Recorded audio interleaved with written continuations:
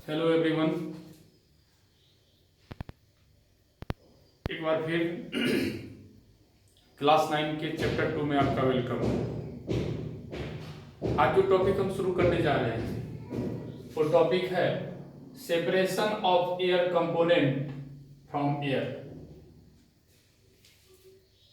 Air में जो different gases के मिक्सर होते हैं उनको हम किस प्रकार से सेपरेट कर सकते हैं। ठीक है, हम सभी जानते हैं कि एयर में मेनली कौन कौन से गैस अवेलेबल होते हैं। एक ऑक्सीजन, एक नाइट्रोजन, आर्गन। ठीक है, ये बेसिकली 3 गैस ऐसे होते हैं जो एयर में मुख्य रूप से अवेलेबल होते हैं। Oxygen 21%, nitrogen 78%। ठीक है,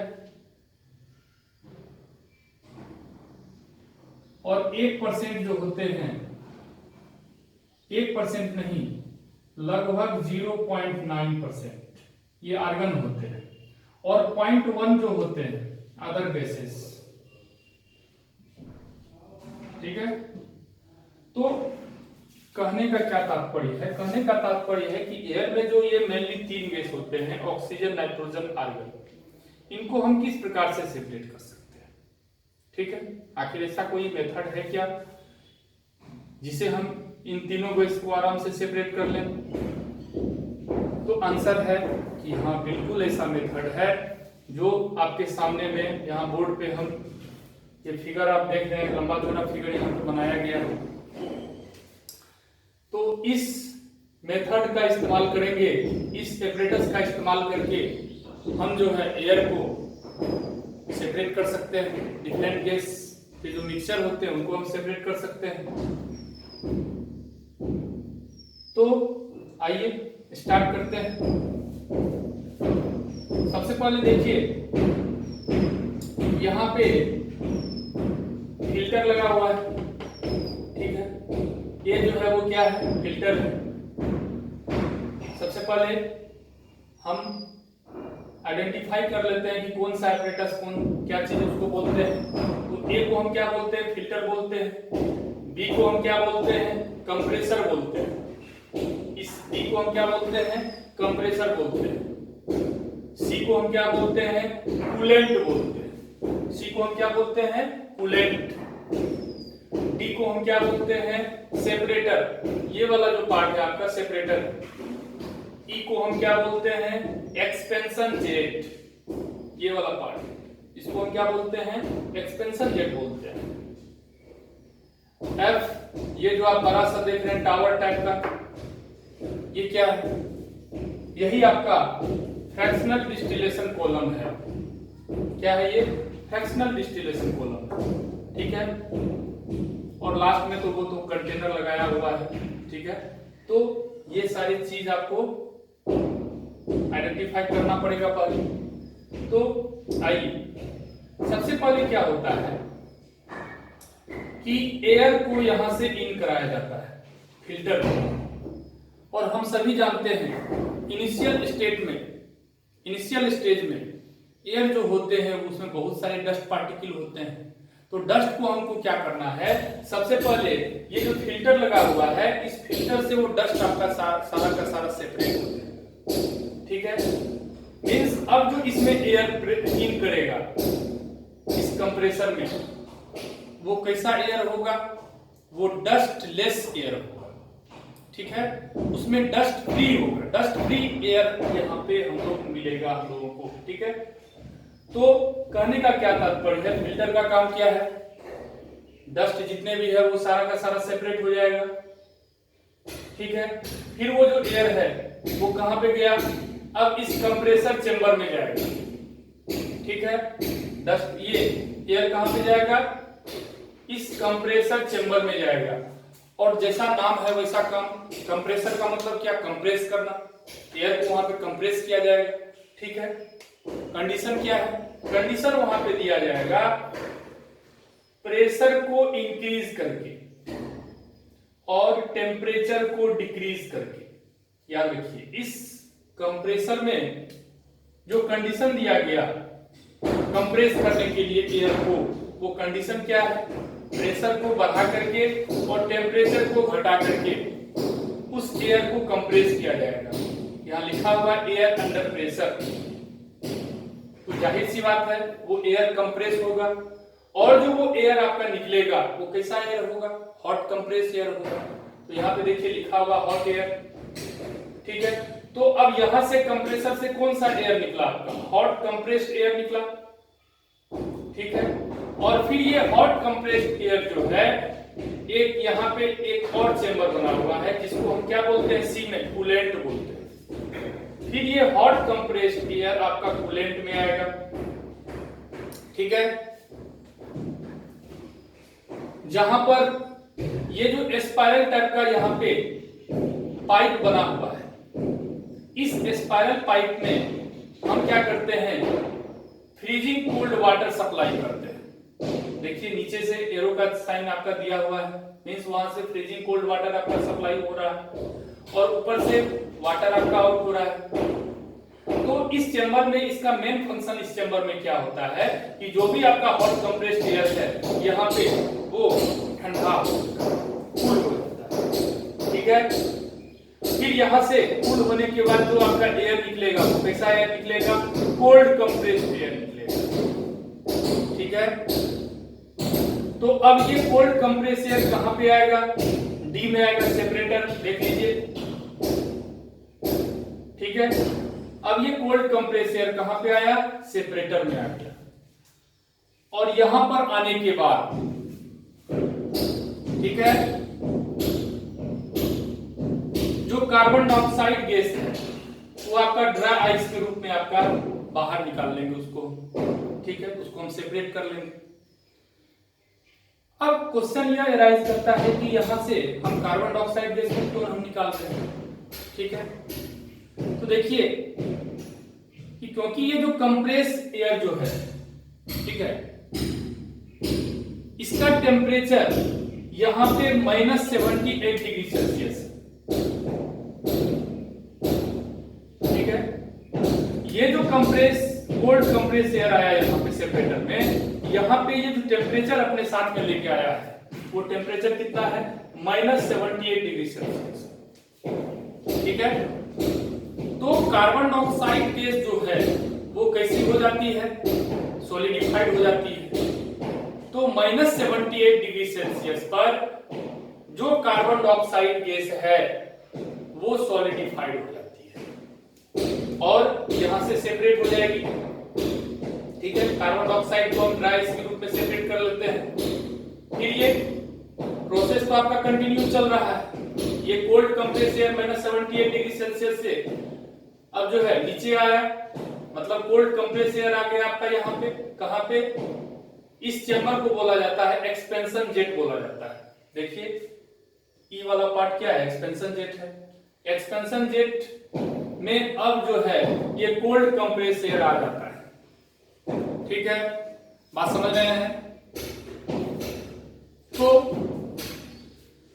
फिर जो कोल्ड कंप्रेस एयर है यहां पर, इसको हम एक्सपेंशन जेट में लाते हैं जहां पर एयर का रैपिड एक्सपेंशन होता है, जहां पर एयर का क्या होता है, रैपिड एक्सपेंशन। ये रैपिड एक्सपेंशन क्या होता है इसको समझने की जरूरत है। मान लीजिए ये जो आपका पाइप में आपका कोल्ड कंप्रेस एयर है, सपोज दैट ये आपका इतना सारा इसका वॉल्यूम है, इसको हमको कंप्रेस करना है, मींस कंप्रेस करके एक बड़े से एरिया में इसको फैलाना है, ठीक है। Compress cold water, cold air जो है आपका ये छोटा सा एरिया है ये पाइप में, ठीक है। अब उसको क्या करना है, एक्सपेंड करना है। तो एक्सपेंड कैसे होगा, तो वहां पे हम क्या करते हैं, रैपिड एक्सपेंशन करवाते हैं, ठीक है।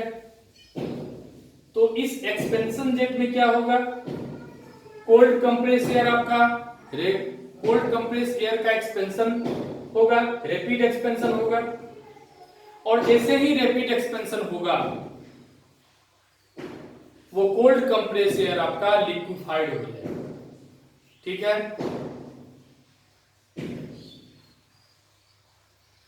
तो कहने का क्या मतलब है, किसी भी गैस को लिक्विफाइड करने के लिए 3 कंडीशन होना चाहिए। किसी भी गैस को हम लिक्विफाइड तभी कर सकते हैं जब ये CCR को फॉलो करता है। ये CCR क्या है? ये C हो गया आपका कंप्रेशन, C क्या हो गया कूलिंग, और R क्या हो गया रैपिड एक्सपेंशन। तो इन तीनों प्रोसेस के थ्रू हम किसी भी गैस को आराम से लिक्विफाइड कर सकते हैं। ठीक है, याद रखिएगा किस प्रोसेस के तहत? CCR process. ठीक है, अगर मान लीजिए यहां पर गैस मींस एक्सपेंशन जेट में लिक्विफाइड नहीं हो पाता है, तो फिर हम क्या करेंगे? क्या हम छोड़ देंगे? नहीं, फिर हम क्या करेंगे, यहां से जो ये आपका कोल्ड कंप्रेसर है, फिर इसे हम कहां पर लाएंगे? इस कंप्रेसर में लाएंगे।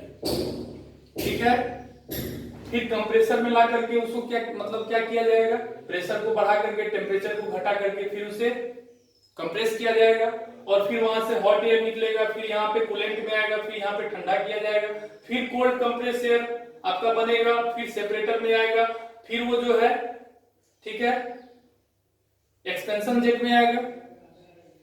अगर मान लीजिए फिर आपका लिक्विफाइड नहीं होता है, तो फिर ये अगेन आपका प्रोसेस चलता रहेगा, फिर उसे कंप्रेसर में ले जाएंगे। तो कहने का मतलब क्या है? कहने का मतलब यह है कि ये प्रोसेस कंटिन्यू चलता रहता है जब तक कि एयर आपका लिक्विफाइड नहीं हो जाता है। ठीक है, कहां पे? Expansion jet. ठीक है, समझ गए? तो हमने यह जान लिया कि यहां पर एक्सपेंशन जेट में एयर लिक्विफाइड हो गई, और यहां पर टेम्परेचर अब जो है वो -200 डिग्री सेल्सियस हो जाता है। तो देखिए टेम्परेचर आपका बढ़ गया। ठीक है, पहले आपका कितना था?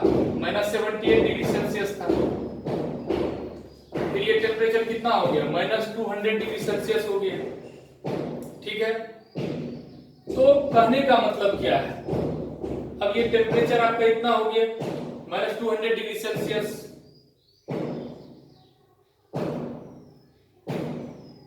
फिर क्या होगा? फिर ये लिक्विड एयर का हम फ्रैक्शनल डिस्टिलेशन करेंगे।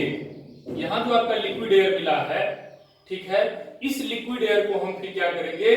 फ्रैक्शनल डिस्टिलेशन करेंगे, क्योंकि अभी तो हम सेपरेट नहीं कर पाए हैं। जो हमको मेन 3 गैस हैं ऑक्सीजन, नाइट्रोजन, आर्गन, इनको हमको सेपरेट करना है। तो इनको सेपरेट करने के लिए हमको क्या करना पड़ेगा? इस लिक्विड एयर को फ्रैक्शनल डिस्टिलेशन करना पड़ेगा। ठीक है, तो क्या करेंगे? टेम्परेचर बढ़ाएंगे। ठीक है, तो -200 डिग्री सेल्सियस से -199 डिग्री सेल्सियस करेंगे, फिर 198 डिग्री सेल्सियस करेंगे, फिर -197 डिग्री सेल्सियस करेंगे, -196 डिग्री सेल्सियस करेंगे, धीरे धीरे बढ़ेंगे। ठीक है, तो कहने का क्या मतलब है? एक बार हमको टेम्परेचर को इंक्रीज नहीं करना है। ठीक है, टेम्परेचर को हम धीरे धीरे बढ़ाएंगे। पहले -199 डिग्री सेल्सियस, -198, -197, फिर -196। जैसे ही -196 डिग्री सेल्सियस हो गया, ठीक है, मींस नाइट्रोजन जो लिक्विफाइड थी वो आपका नाइट्रोजन गैस में आपका सेपरेट हो जाएगा यहाँ पे। ठीक है, एक कंटेनर लगा के फिर हम नाइट्रोजन यहां से हम सेपरेट कर लेंगे। ठीक है, और फिर दोबारा से टेम्परेचर बढ़ाएंगे। ठीक है, फिर -196 होगा, फिर वो टेम्परेचर मतलब बढ़ाते बढ़ाते 186 पर जैसे ही आ गया, तो फिर ये वाला जो टेम्परेचर है मींस किसका है? आर्गन का है, और ये वाला टेम्परेचर नाइट्रोजन का है। तो -186 डिग्री सेल्सियस जैसे ही होगा, हम क्या करेंगे? आर्गन को यहां से आउट कर लेंगे, बाहर कर लेंगे कंटेनर लगा करके। ठीक है, अब हमारे पास में कौन सा गैस बच गया? ऑक्सीजन गैस बच गया।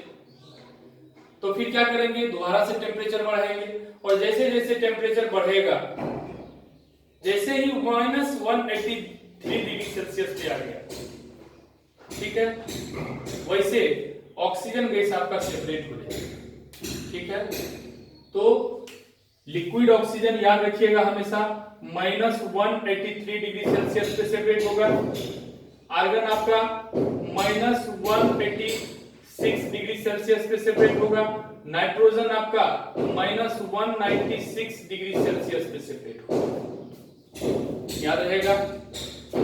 ठीक है, तो ये चीज इस तरह से हम एयर में जो भी मिक्सचर थे, मेनली रूप से ऑक्सीजन, नाइट्रोजन, आर्गन, इनको हम उनके बॉइलिंग पॉइंट के अनुसार से सेपरेट कर लेते हैं। जिसका बॉइलिंग पॉइंट सबसे कम होगा वो सबसे पहले आपका सेपरेट होगा, जिसका बॉइलिंग पॉइंट सबसे ज्यादा होगा वो सबसे लास्ट में सेपरेट होगा। तो देखिए, लिक्विड ऑक्सीजन का बॉइलिंग पॉइंट सबसे ज्यादा है, आप कहिएगा -183 है, ज्यादा होना चाहिए। तो देखिए भैया, जितना बड़ा नंबर है, मैथमेटिक्स में आप पढ़े होंगे, जितना बड़ा नंबर है, मान लीजिए ये तीनों में सबसे बड़ा, अगर माइनस नहीं लगा हुआ रहता, सपोज दैट मान लीजिए यहाँ पे माइनस नहीं लगा हुआ रहता, तो बड़ा कौन होता, 196। लेकिन जैसे ही हम वहां पे माइनस लगा दिए तो वो क्या हो जाएगा, सबसे छोटा हो जाएगा। ठीक है, उसके बाद -186 आपका बड़ा होगा, और लास्ट में -183 आपका बड़ा होगा। तो सबसे बड़ा कौन हो गया, ऑक्सीजन। तो बॉइलिंग पॉइंट के अनुसार से वो एक मतलब सेपरेट होगा। तो हमेशा याद रखेंगे, एयर में जो मेनली कंपोनेंट्स होते हैं उनको हम फ्रैक्शनल डिस्टिलेशन मेथड से सेपरेट कर सकते हैं। इनके कैसे, according to the boiling point, ठीक है ना, बॉइलिंग पॉइंट के अनुसार से हम उसे सेपरेट कर सकते हैं। तो ठीक है, lastly I want to appeal everyone, stay at home, maintain social distancing, help world with sympathy, and subscribe our YouTube channel. Thank you.